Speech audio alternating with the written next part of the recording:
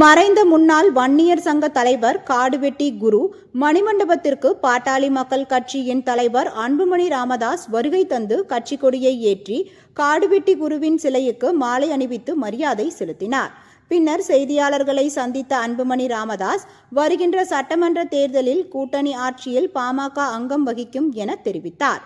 சமீபத்தில் திருவண்ணாமலையில் உழவர் பேரியக்க மாநாடு நடத்தினோம். அதில் லட்சக்கணக்கான மக்கள் கலந்து கொண்டனர்.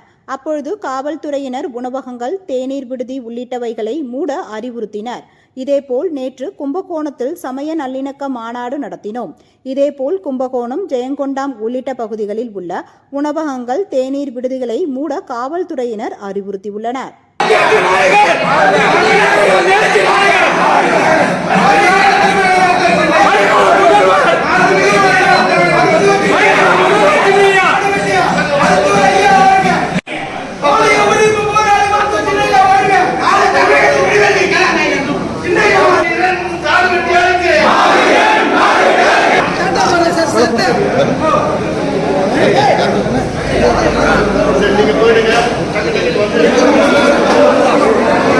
பாமக தலைமையில் கூட்டணியா அல்லது திராவிட கட்சிகள்? பொறுத்திருந்து பாருங்கள்.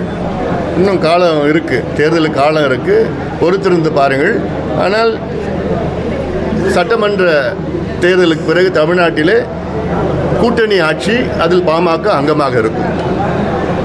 நேற்று மாநாடு முடிஞ்சுட்டு வர இடத்துல பார்த்தீங்கன்னா எல்லா இடத்துலையும் போலீஸ் கிடையாது சொல்லுங்க. அரியல் மாவட்டம் ஃபுல்லாக பார்த்தீங்கன்னா அது திரும்பி வர பாமக தொண்டர்கள் வந்து உணவு கூட கிடையாது, தண்ணீர் கூட கிடைக்காத அளவுக்கு பண்ணியிருக்காங்க. அதை பற்றி என்ன நினைக்கிறீங்க? இதே தான் திருவண்ணாமலையில் நடந்தது. திருவண்ணாமலையில் சமீபத்தில் மிகப்பெரிய ஒரு மாநாடு நடத்தணும். உழவர் பேரியக்கம் சார்பில் விவசாய மாநாடு, லட்சக்கணக்கான மக்கள் கூடினார்கள்.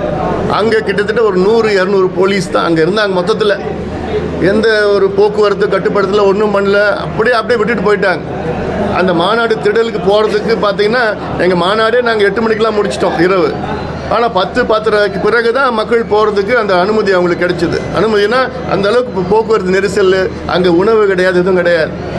அப்போது இது வேண்டுமென்றே திட்டமிட்டு இந்த மாநாடு வெற்றி பெறக்கூடாது என்ற எண்ணத்தில் தான் காவல்துறை வைத்து தமிழக அரசு கீழ்த்தரமான செயல்களில் ஈடுபட்டு கொண்டிருக்கிறது. சட்டம் ஒழுங்கு கடைபிடிப்பது அது வேறு. எங்களால் எந்த சட்டம் ஒழுங்கு பிரச்சனைலாம் வரல. அப்புறம் என்ன இது போன்ற செயல்களில் காவல்துறை ஈடுபடக்கூடாது. காவல்துறைக்கு மிக முக்கிய வேலை சட்டம் ஒழுங்கு. கஞ்சா விற்கிறவனை பிடிங்க, கள்ளச்சாராயம் விற்கிறவனை பிடிங்க. தமிழ்நாட்டில் பார்த்தீங்கன்னா இந்த பெண்களுக்கு எதிரான பாலியல் வன்கொடுமைகள் இந்த ஒரு மாதத்தில் கிட்டத்தட்ட 15 சம்பவங்கள். ஒரு மாதத்தில் இந்தியாவில் எந்த மாநிலத்தில் அப்படி நடக்கலை. கிருஷ்ணகிரியில் பார்த்தா அப்படி, திருப்பூரில் அப்படி நடந்துட்டு இருக்கு, ஈரோடில் நடந்துட்டு, கோயம்புத்தூரில் நடந்துட்டு இருக்குது, வேலூரில் நடந்துட்டு இருக்குது, திருச்சியில் நடந்துட்டு இருக்குது, சென்னையில் சொல்ல முடியும், அவ்வளோ மோசமாக இருக்குது. ஒவ்வொரு மாவட்டங்கள்லையும் பார்த்தீங்கன்னா 6 பேர் 7 பேர் சேர்ந்து ஒரு பெண்ணை வந்து பாலியல் பலாத்காரம் செய்கிறாங்க. என்ன காரணம்னா கஞ்சா, மதுவும் கஞ்சாவும் தான். காவல்துறைக்கு தெரியாமல் யாராவது கஞ்சா வைக்க முடியுமா? இப்போது கஞ்சா வாங்குறவன் எப்படி போய் கஞ்சா வாங்குறான்? அவனுக்கு தெரிஞ்சது காவல்துறைக்கு தெரியாதாம்மா? விற்கிறவன் எவனு வாங்குறவன் போய் வாங்குறான், அவன் விற்கிறவனு அவனுக்கு தெரியுது, காவல்துறைக்கு எப்படி தெரியாமல் போயிடும்? அதனால் ஆனால் முதலமைச்சர் பார்க்குற தினம் தொலைக்காட்சியில் வந்து போதை பழக்கத்துக்கு அடிமையாகாதீர்கள் அப்படிலாம் நான் அப்பா இப்பெல்லாம் சொன்னதுலாம் பிரயோஜனம் கிடையாது. உங்ககிட்ட தான் அதிகாரம் இருக்குது, உங்ககிட்ட சட்டம் இருக்குது. கையெழுத்து போட்டு நாங்கள் பூரண மதுவிலக்கு கொண்டு வருவோம்னா தமிழ்நாட்டில் உள்ள கிட்டத்தட்ட 3/4 சட்டம் ஒழுங்கு பிரச்சனைக்கு தீரும். அதே போன்று நீங்கள் காவல்துறையில் கட்டுப்பாட்டுடன் நடந்து கஞ்சாவை ஒழிக்க சொன்னால் ஒரே வாரத்தில் ஒழிக்க முடியும். ஒரு வாரத்தில் எங்ககிட்ட அதிகாரத்தை ஒழிக்க எங்களுக்கு தேவை ஒரு வாரம்தான். அது எங்களால் செய்ய முடியும். ஆனால் அதை பற்றி எந்த அக்கறையும் எந்த கவலையும் முதலமைச்சருக்கு கிடையாது.